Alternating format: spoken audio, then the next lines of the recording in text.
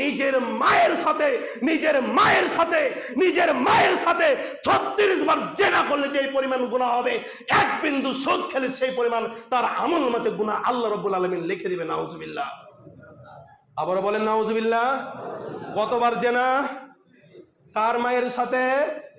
নিজের মায়ের সাথে 36 বার জিনা করলে যে গুনাহ হবে, এক বিন্দু সুদ যদি আপনার ফ্যামিলিতে চলে, আপনার পরিবার চলে, আপনার স্ত্রী যদি আপনার ওই সুদের টাকা দিয়ে নতুন নতুন জামা পরে, আপনার ওই সুদের টাকা দিয়ে যদি আপনার ছেলে পড়াশোনা করে, আপনার মেয়ে পড়াশোনা করে, আপনার ছেলেকে হিসাব দেওয়া লাগবে না, আপনার মেয়েকে হিসাব দেওয়া লাগবে না, আপনার স্ত্রীকে হিসাব দেওয়া লাগবে না, আপনার মতন গাধা পুরুষটা, আপনার মতন বরবাদ পুরুষটাকে হিসাব দিতে হবে কিয়ামতের ময়দানে।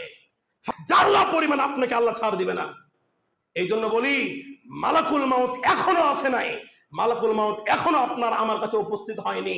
এই মালাকুল মাউত আসার আগে যাবতীয় হারাম কাজগুলোকে ছেড়ে দিয়ে যেগুলো হালাল কাজ রয়েছে, সলেহ কাজ রয়েছে, সৎ কাজ রয়েছে, করবো তো ইনশাল্লাহ।